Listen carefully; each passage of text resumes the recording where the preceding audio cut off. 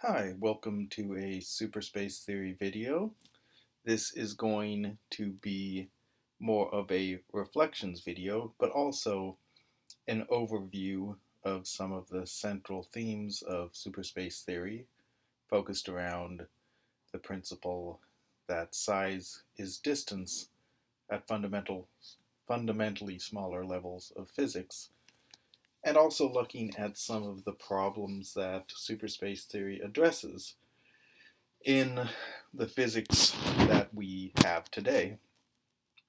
For me, and this is part of the personal reflection side of the video, for me, it can be frustrating to observe that we are trying to establish these kind of cohesive, unified theories, such as a grand unified theory or theory of everything, without seeing that at fundamentally smaller levels of physics, in the subatomic realms, things are no longer getting smaller, but are moving away in the direction of the fourth dimension.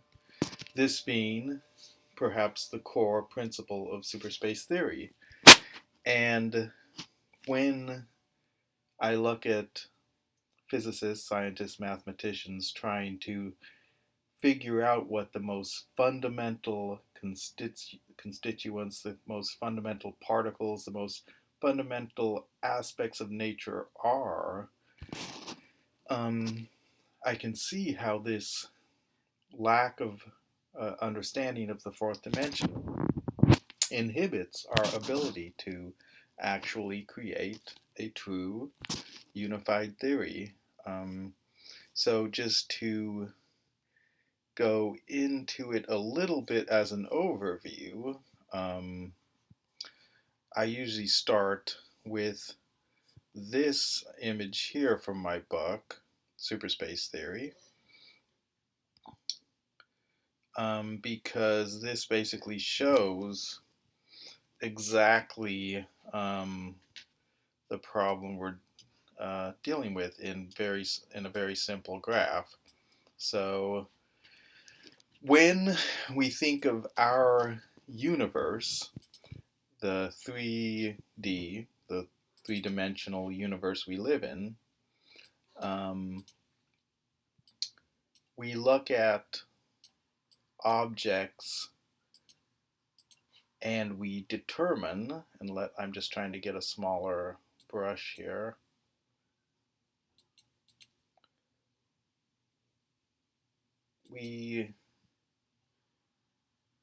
Oh, okay. I think I got it now. I was doing the wrong thing. That things are getting smaller and smaller and smaller and smaller as we go inward, which, as I go into in my book, is true in the macro realm. So if you have a mountain, then you have a hill, then you have a rock, things are getting smaller and smaller. But when we reach this fundamentally smaller level of the subatomic, this becomes like a tunnel curving in to a fundamentally different direction. So below we have, if we think of our universe, I usually just say us, as this two-dimensional sheet, then this object that we think of as getting smaller and smaller and smaller, it's actually curving inward into this fundamentally different fourth spatial direction, which is the fourth dimension, the realms of the very small.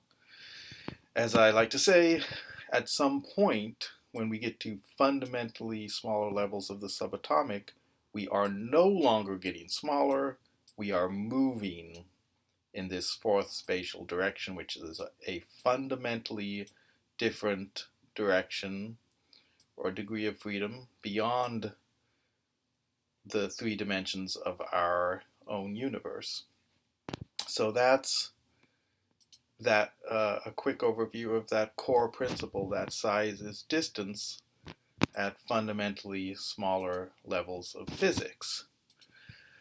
And here's another graph where I just show how we have the 3D cross here with, we have up to down, we have left to right, we could say backward and forward, and then we have inward and outward, which when we go into the fundamentally smaller levels where basically something would disappear at the macro scale, then that's no longer getting smaller. It's curving into this fourth spatial dimension. And I actually did pull up some videos that I want to use snippets from just under fair use policy because they will make up a very small part of my video, each one. And I believe that this counts as a critique. But one thing that I go into in my own graphics and in my book is using the idea of flat to demonstrate how in our 3D universe we are observing things coming into this macro field, this three-dimensional universe, from a fourth spatial direction or dimension. So in my graphic here, and I'll just duplicate it so I can mess it up, and that if I need it later, it won't be messed up. But in my graphic here, I show the flatland analogy, which we're seeing 3D objects. So in this analogy, we look at our universe as a two-dimensional field or sheet. And then we imagine if an object from a third dimension was poking in, see how it's coming up from below, and this flat person lives on the flat land and can't recognize below or above. He can't recognize these directions. So he can only move in two directions, fundamental degrees of freedom, which are left, right, up, down. There's no, or rather left, right, forward, backward, and there's no up, down. And so if something pokes in from the third dimension, it'll just, when the tip hits this 2D field, it'll just appear as a dot, and then if it comes in further, it'll appear bigger and bigger. But this is actually just a tiny portion of something coming in from the third dimension. And so,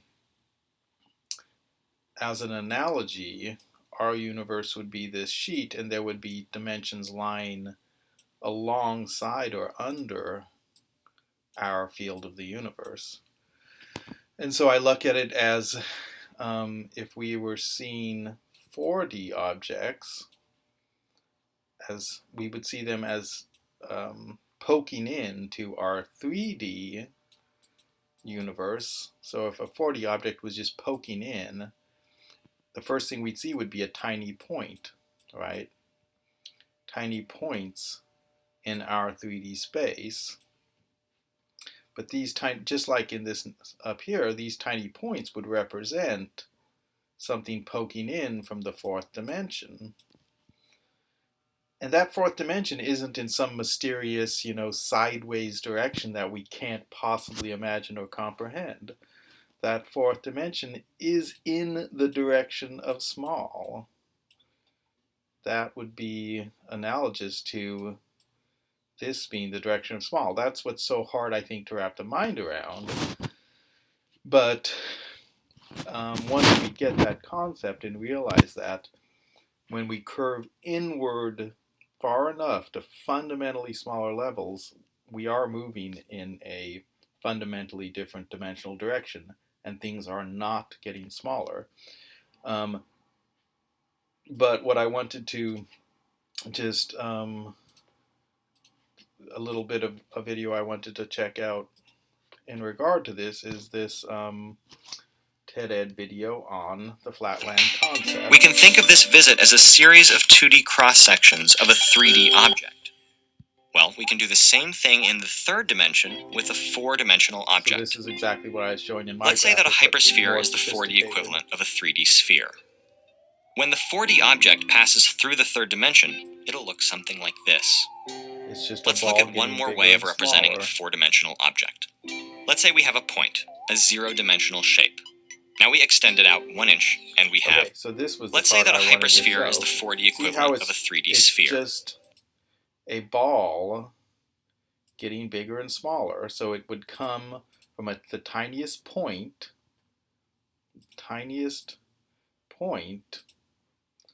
and then grow bigger. That is this much better graphic of something coming into 3-dimensional space from the 4th dimension. It just appears as a point particle. There you have it.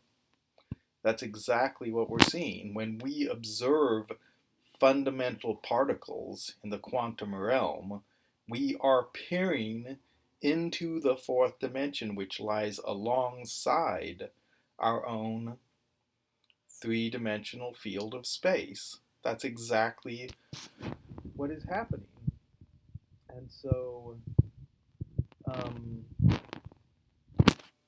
the problem is, without recognizing this, other than the fact that it's a major breakthrough and realization in terms of spatial geometry, is that we are constantly looking for these tinier and tinier objects and thinking of one final tiny object underlying everything else. And or even if it's so, for instance, brain theory sees superstring theory and brain theory, they look at fundamental particles as not being point particles, but in superstring theory being vibrating strings, and in brain theory being sort of like a sheet. But again, we're thinking of these things as somehow in some mysterious direction or very tiny, without just recognizing they're right there, inward. And I'm going to just do little snippets of some of these videos that I pulled up just to try to remind myself. 3 macro dimensions and time dimension. So here it's going into the dimensions. So X, Y, Z, these are 3 spatial dimensions, and then in standard physics, time is seen as the 4th dimension, which in a sense it is. I like to say it's movement through the 4th dimension. Well, that's what it is. When you recognize that the 4th dimension is the direction of small, that there's this fundamentally 4th spatial direction, then you see time as motion within that. But what about the remaining 7 tiny dimensions? These extra dimensions must be either curled up or at right angles somehow. So he just said these extra dimensions must be curled up or at right angles somehow. This is how they try to describe it, because they can't think of any direction that could lie alongside 3-dimensional space, because they're not realizing that very small is a direction, that it's no longer small when we get to these fundamentally different levels of physics. And so the idea would be like these tiny curled up dimensions. Otherwise they would cease to be tiny dimensions, and the maths of M theory restricts the number of ways the internal space can be shaped as such.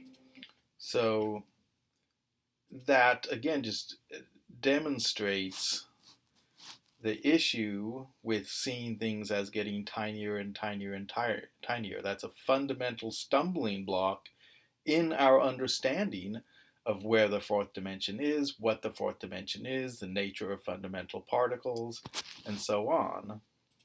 Or is this more in the space of mathematics that allows you to sort of come up with tricks to describe the 4-dimensional reality that we more directly perceive? No one really knows the answer, of course, but if I take the most straightforward approach to string theory, you really are imagining that these dimensions are there. They're real. I mean, just as you would say that the three space dimensions around us, left, right, back, forth, up, down. Yeah, they're real. They're here. We are immersed within those dimensions. Exactly. These other dimensions are as real as these, with the one difference being their shape and their size differ. So that's exactly.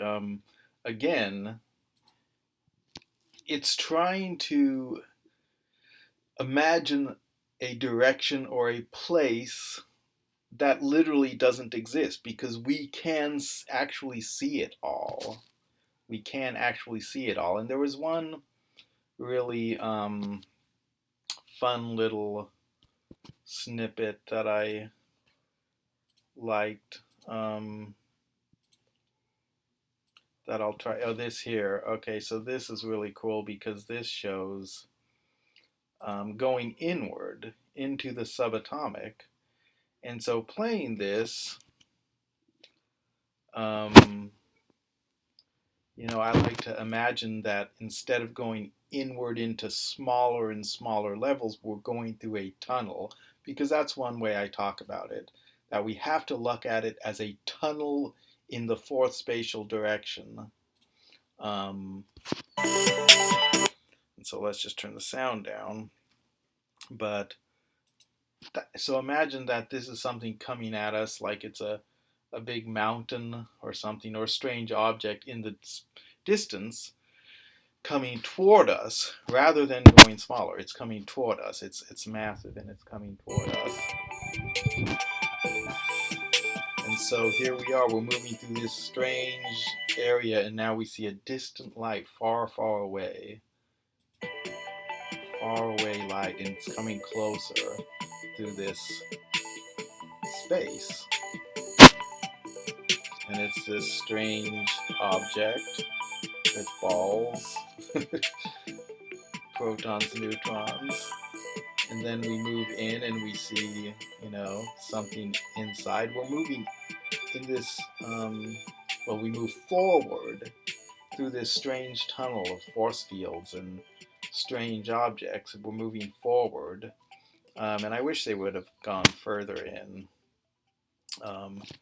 But what I liked a lot was this, where we're kind of seeing this distant light and we're moving toward it just like a tunnel, and it's just getting our mind around that, that the fourth dimension is what we think of as inward.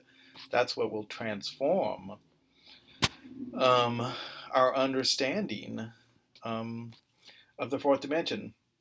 And another thing that sort of bugs me, and I just think has to be clarified, and this video, could we be inside of a black hole, doesn't really, talk about it, but it sort of is suggestive, is the fact that when we're dealing with the quantum realm, there's nothing in mathematics that actually says things are smaller.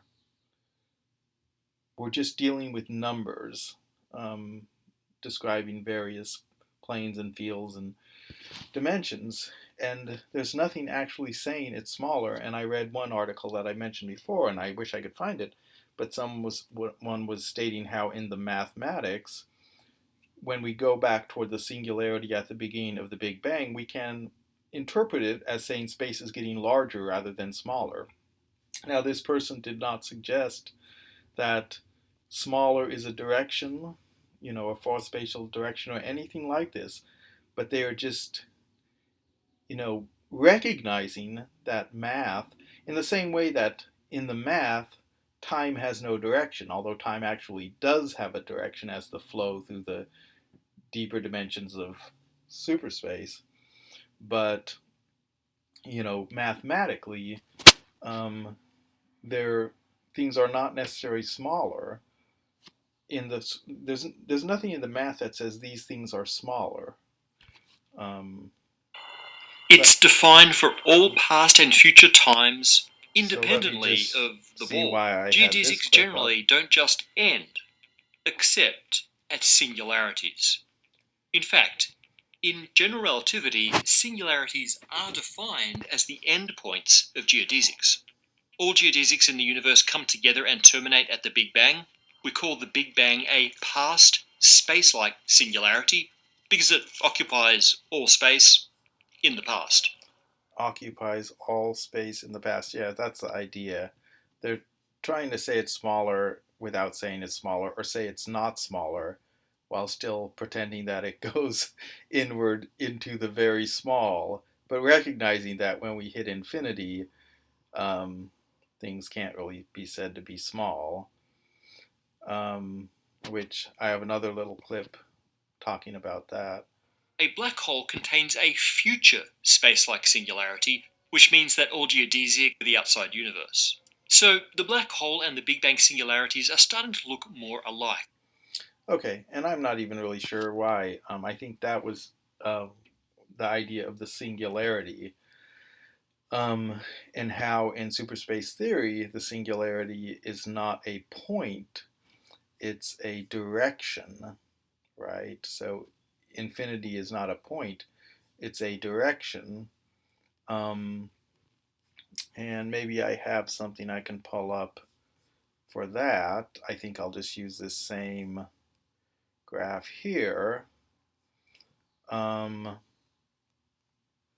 Let's duplicate it again. And so in superspace theory, so well, let's actually begin with, say, a black hole in the physics of general relativity, and we say it curves inward to the point where it's an infinitely dense singularity. But the math isn't saying this is actually a point, even though we come up with ideas of point singularities or this kind of singularity, that's all interpretation. The math isn't saying this is a point. It's saying without being stopped, gravity curves inward infinitely. So that's actually a direction that goes potentially, hypothetically, infinitely in this fourth fundamentally different spatial direction.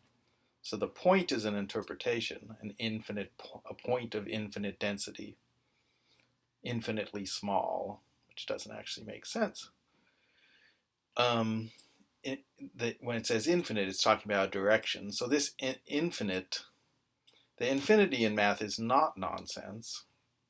It's just talking about a fundamentally different fourth spatial direction or dimension.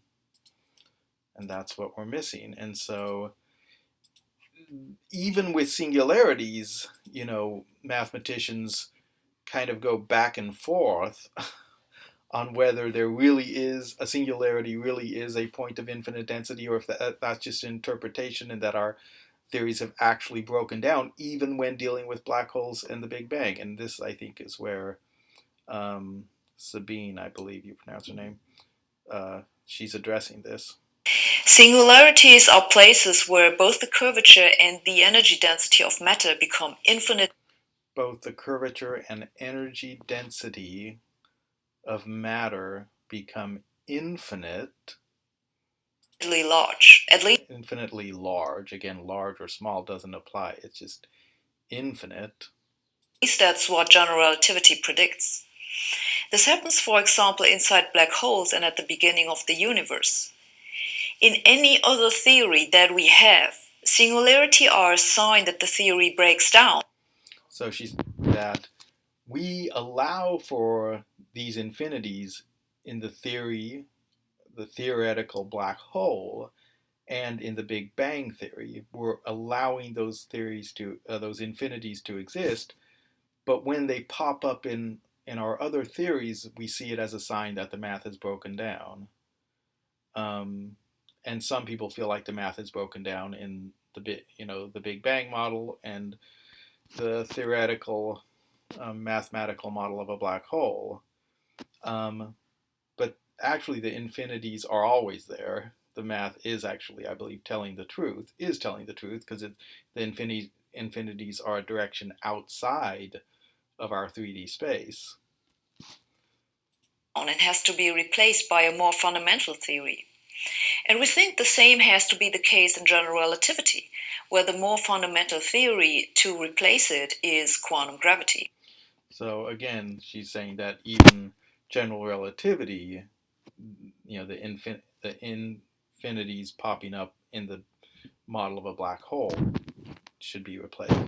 So one thing about the infinities, and I think I can just pull up a blank sheet here, is that we see them as essentially nonsense, because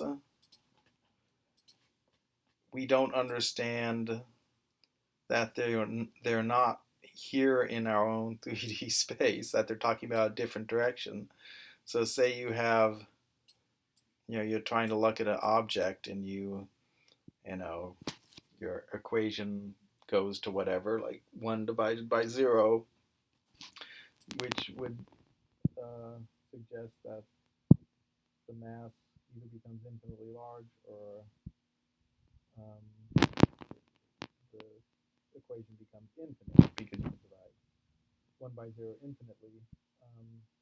So we're going, well, here's our space. There can't be infinity here, and infinity here, and infinity at pretty much every point in space. But in fact, that's exactly what it is. What it's talking about, let's say when we hit, this equation that goes, infinitely large or small, it's simply telling us we're now moving in the fourth dimension, this fourth fundamental direction. And this fourth direction does lie at every point in space. So here's our macro sheet where we're, moving in linear directions, but at every single point there's also the inward direction that theoretically goes this way into the realm of the very small infinitely. So infinity doesn't actually destroy the math. It's just that we're not understanding what it's saying. And so that's a huge problem with trying to understand physics. And another thing that where we see something that's at least virtually infinite, and are confused by, is 0-point energy. Empty at all. It is actual substance unto itself. We call this property of space the quantum foam, a sea of probability from which virtual particles manifest and froth.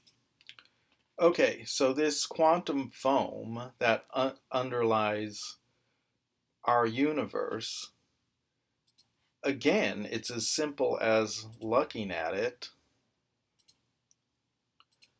as just being in a different direction. That's it, all right? So when we think everything's here in our 3D universe, which here again is shown as a 2D field, so this is us right here. There's a little person, our universe.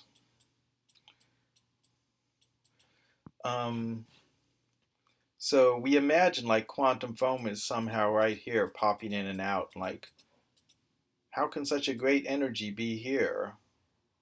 And that's why the vacuum catastrophe, the cosmological constant, in terms of macro physics, predicts something much gentler here. But we're going, well, quantum physics predicts much greater energies, and how can it be here?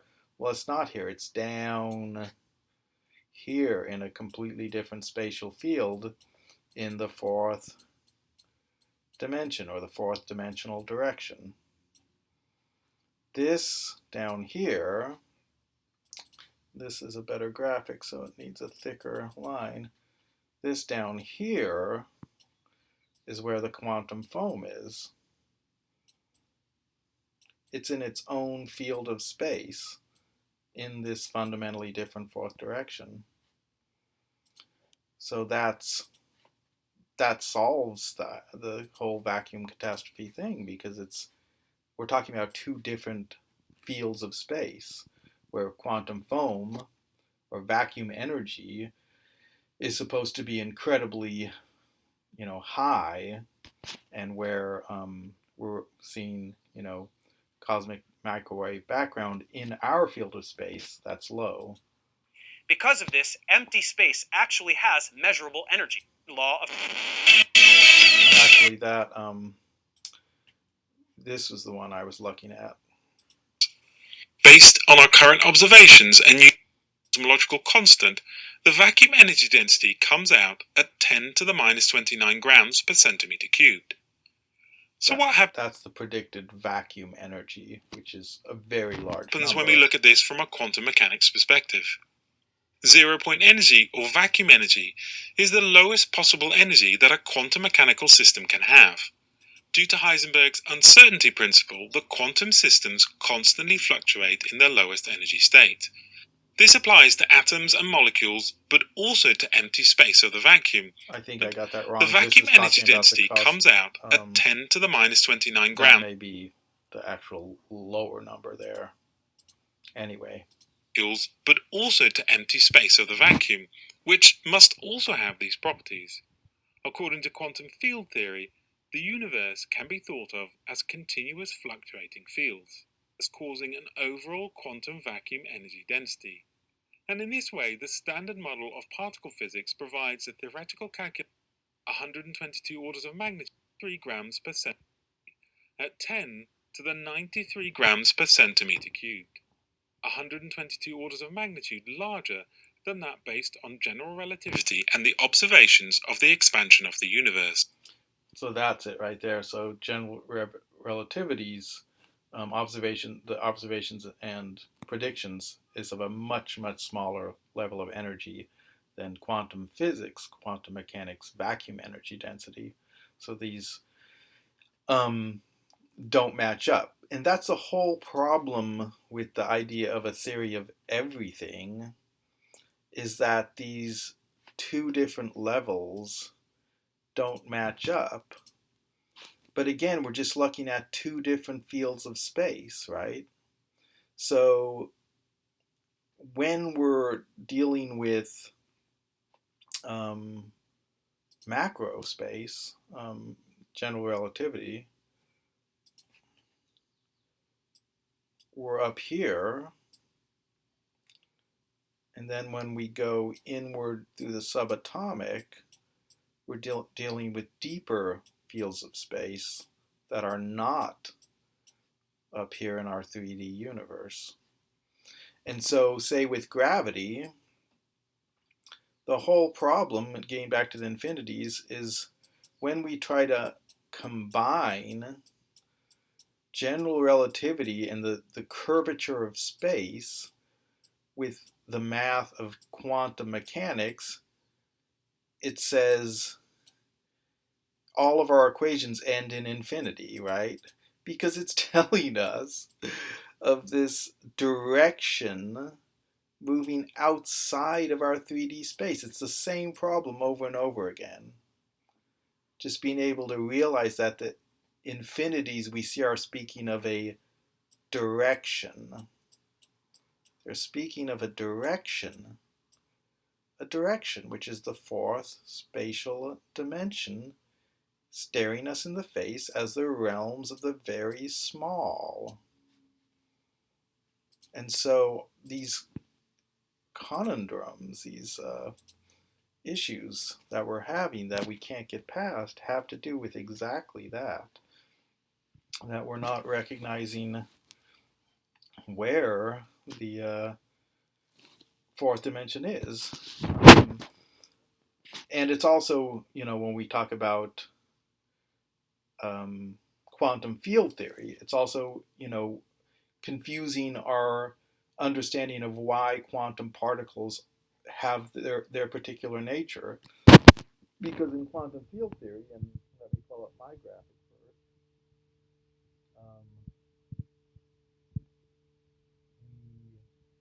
we are looking at quantum particles as excitations in fields, right? So that's correct. But if this was two-dimensional analogy of our 3D space, we imagine all these fields are just jumbled together.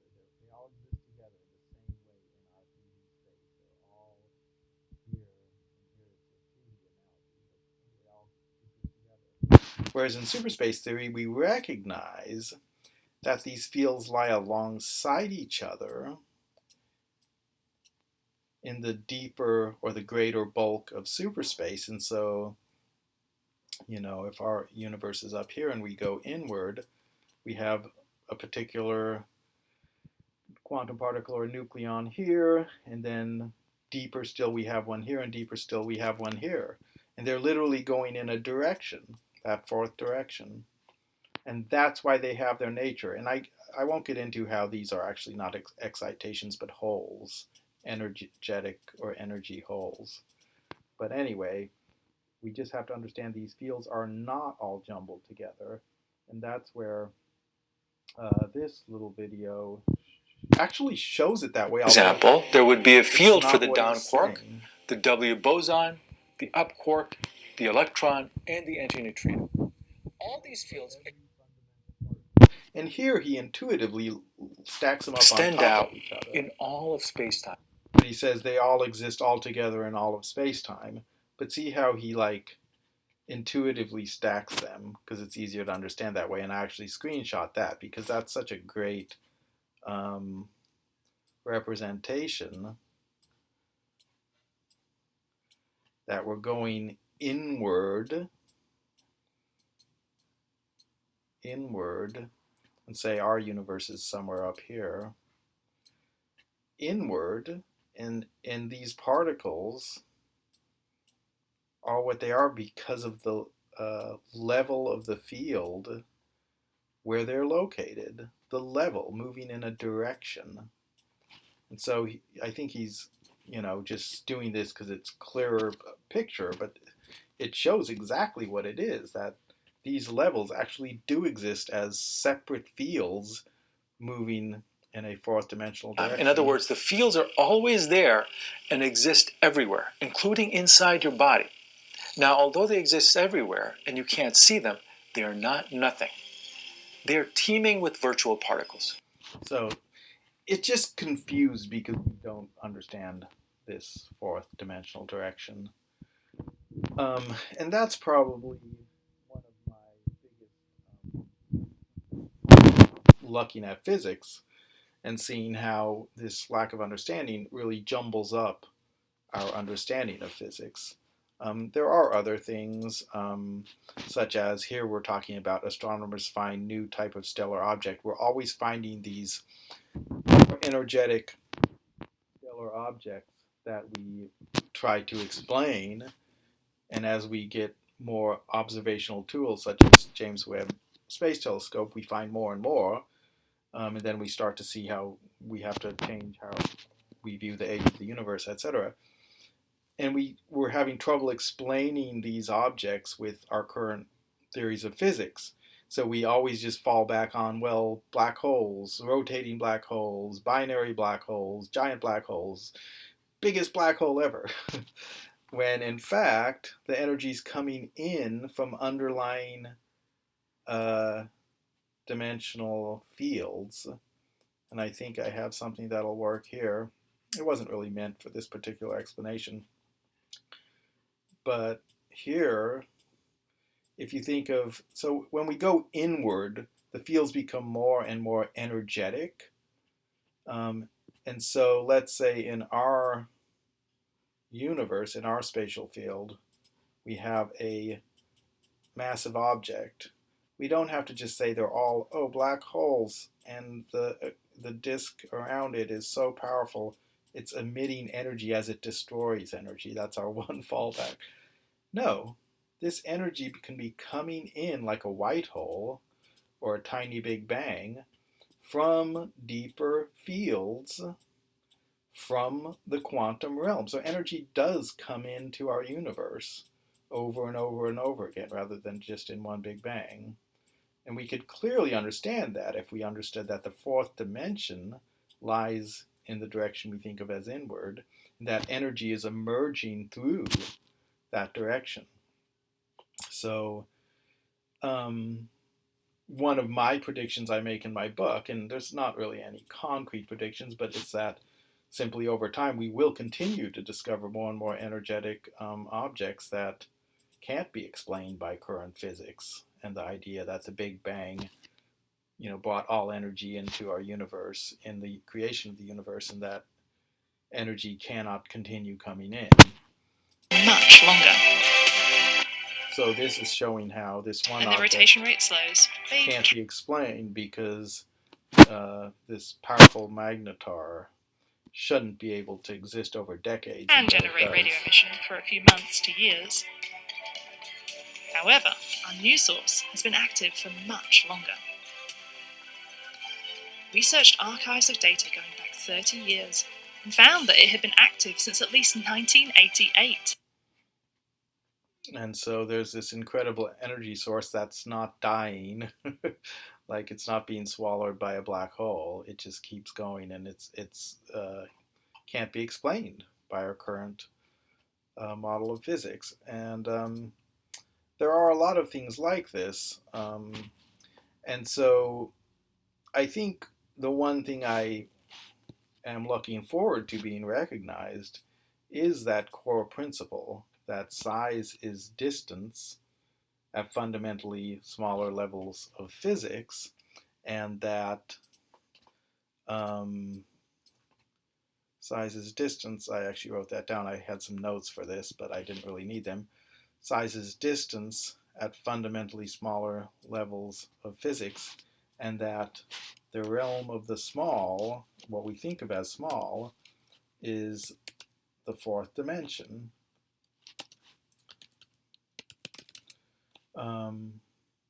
And then with quantum field theory, looking at fields as lying alongside each other in the greater bulk of superspace, and infinity as existing in the direction of what we think of as small. So those are some fundamental concepts centered around this core concept of size equals distance as we move into fundamentally small, so-called smaller levels of the quantum realm.